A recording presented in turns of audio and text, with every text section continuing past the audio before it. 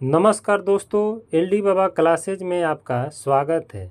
दोस्तों, आज की क्लास में हम BPSC TRE 4 music teacher vacancy 2024 के लिए म्यूजिक से संबंधित कुछ क्वेश्चन लेकर आए हैं, जिसे आप ध्यानपूर्वक देखिएगा, सुनिएगा और समझिएगा।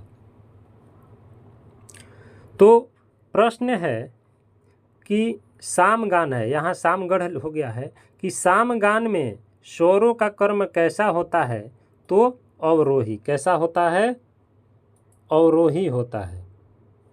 यहाँ सामगान होगा, सामगान, सामगान।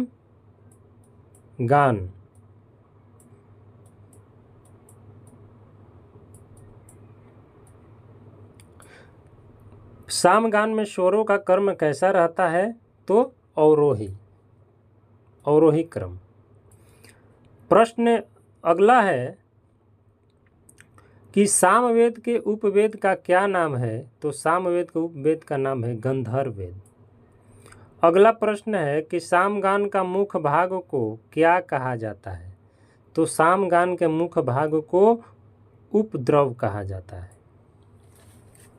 अगला प्रश्न है कि वैदिक संगीत कितने भागों में बटा गया है? तो 3 भागों में बटा गया है। अगला प्रश्न है कि 36 वर्ष तक शिक्षा ग्रहण करने वाला व्यक्ति को क्या कहा जाता था? तो रुद्र कहा जाता था। अगला प्रश्न है कि 48 वर्ष तक शिक्षा ग्रहण करने वाले को क्या कहा जाता था? तो आदित्य कहा जाता था। क्या कहा जाता था? आदित्य कहा जाता था। अगला प्रश्न है कि 500 ईसा पूर्व पाणिनिकृत अष्टाध्याय में कितने सूत्र वर्णित हैं? तो 3115 सूत्र। कितने? 3115 सूत्र वर्णित है।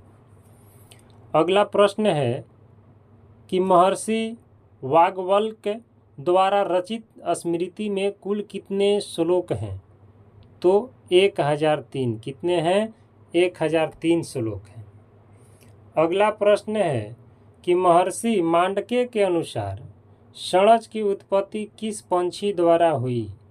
तो मयूर द्वारा। किस पंछी द्वारा हुई? मयूर द्वारा हुई। अगला प्रश्न है कि रामायण में गायक को क्या कहा जाता था? तो रामायण में गायक को शिल्पी कहा जाता था। क्या कहा जाता था? शिल्पी कहा जाता था। अगला प्रश्न है कि रामायण में कितने श्लोक संकलित हैं? तो रामायण में 24 श्लोक संकलित हैं। कितने हैं? 24 श्लोक संकलित हैं। अगला प्रश्न है कि महाभारत में कितने श्लोक संकलित हैं? तो महाभारत में 1 लाख श्लोक संकलित हैं। अगला प्रश्न है कि रुद्रावीणा का सर्वप्रथम उल्लेख किस ग्रंथ में मिलता है? तो संगीत मकरंद में। किस में मिलता है? संगीत मकरंद में मिलता है। अगला प्रश्न है कि नाट्य शास्त्र के रचनाकार कौन थे? तो भरत थे। कौन थे? भरत थे। संगीत रत्न के रचनाकार कौन थे? यहाँ गलत हो गया है, रत्न होगा। तो शारंग देव। कौन थे? शारंग देव थे।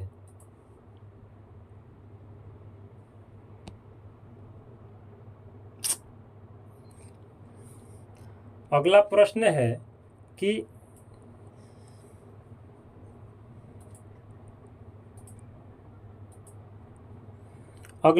है कि संगीत रत्न के रचनाकार कौन थे? यहाँ संगीत रत्न हो गया, संगीत रत्नाकर होगा। संगीत रत्नाकर के रचनाकार कौन थे? तो शारंग देव थे। प्रश्न है अगला कि संगीत परिजात के रचनाकार कौन थे? तो अहोबल थे। कौन थे? अहोबल थे। अगला प्रश्न है कि बृहदेशी के रचनाकार कौन थे? तो बृहदेशी का रचनाकार जो थे वो थे मतंग थे। कौन थे? मतंग थे। अगला प्रश्न है कि नाट्यशास्त्र के कुल कितने अध्याय हैं? तो नाट्यशास्त्र के कुल 36 अध्याय हैं। अगला प्रश्न है कि नाट्यशास्त्र में कितने श्लोक हैं? तो नाट्यशास्त्र में कुल 36,000 श्लोक हैं। कितने हैं? 36,000 श्लोक हैं। अगला प्रश्न है कि संगीत से संबंधित नाट्य शास्त्र में कुल कितने अध्याय हैं? तो नाट्य शास्त्र में अध्याय जो है वो है 6 अध्याय हैं। अगला प्रश्न है कि श्रुति, ग्राम व मूर्छना का परिचय नाट्य शास्त्र के किस अध्याय में मिलता है? तो 28वें अध्याय में मिलता है। अगला प्रश्न है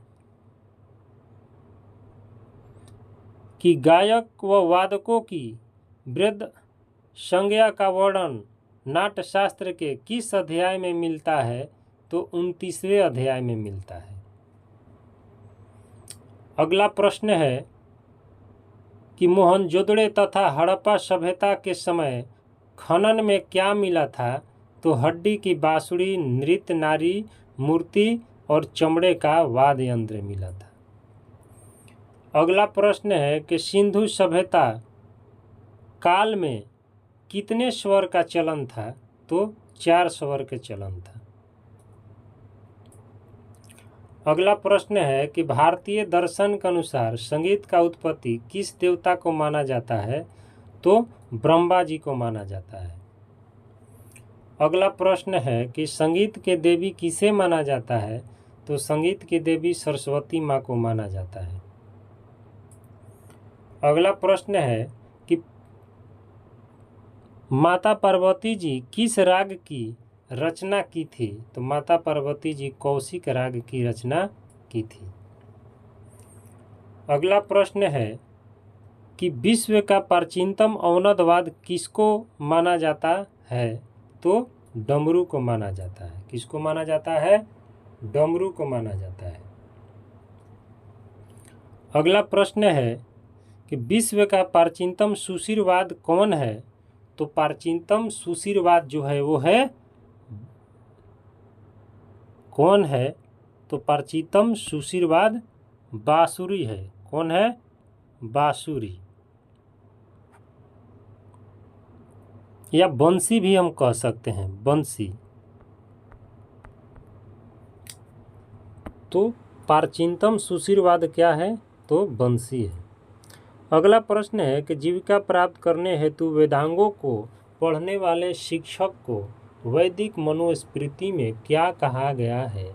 तो उपाध्याय कहा गया है। क्या कहा गया है? उपाध्याय कहा गया है। अगला प्रश्न है कि वैदिक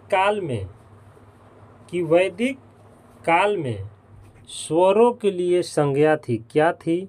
तो यम थी।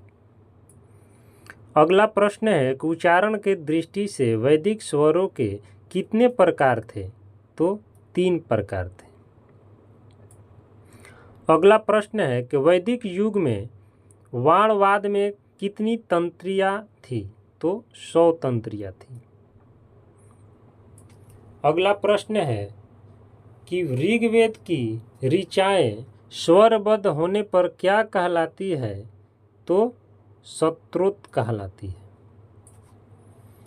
अगला प्रश्न है कि वैदिक काल में तंत्रीवादों को किस नाम से जाना जाता है?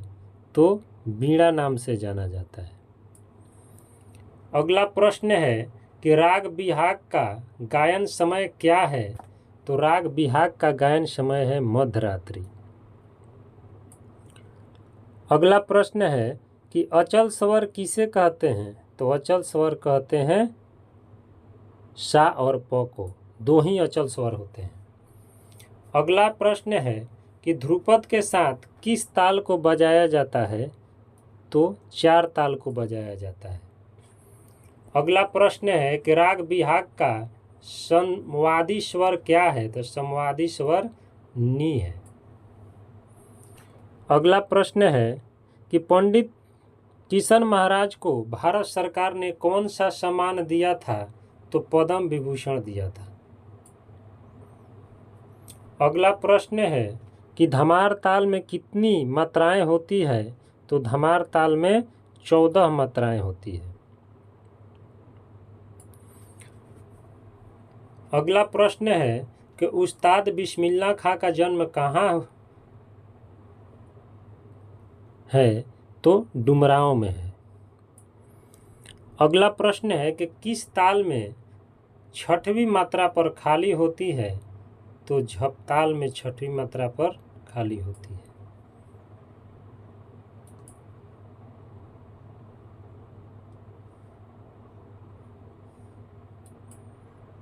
अगला प्रश्न है कि उस्ताद बिस्मिल्लाह खां क्या बजाते थे? तो शहनाई बजाते थे। अगला प्रश्न है कि उस्ताद बिस्मिल्लाह खां के शहनाई अकादमी कहाँ है? तो लखनऊ में है। अगला प्रश्न है कि ठुमरी गायन में कौन प्रसिद्ध हैं? तो ठुमरी गायन में पंडित छन्नू लाल मिश्र। को डुमरी लिखा गया है। अगला प्रश्न है कि प्रसिद्ध पखावज वादक का नाम क्या था? तो पंडित राम आशीष पाठक। अगला प्रश्न है कि गजल गायक के रूप में कौन सा प्रसिद्ध है? तो जगजीत सिंह। कौन? जगजीत सिंह। अगला प्रश्न है कि पंडित अनोखेलाल मिश्र किस बोल से जाने जाते हैं? तो ना धीन धीना। ना धीन धीना। अगला प्रश्न है कि शारदा सिन्हा किस गायन में प्रसिद्ध हैं? तो लोक गायन में। तो आज का क्लास हम यहीं समाप्त करते हैं। अगर मेरा वीडियो पसंद आया हो तो मेरे वीडियो को लाइक, शेयर और सब्सक्राइब करना बिल्कुल ना भूलें।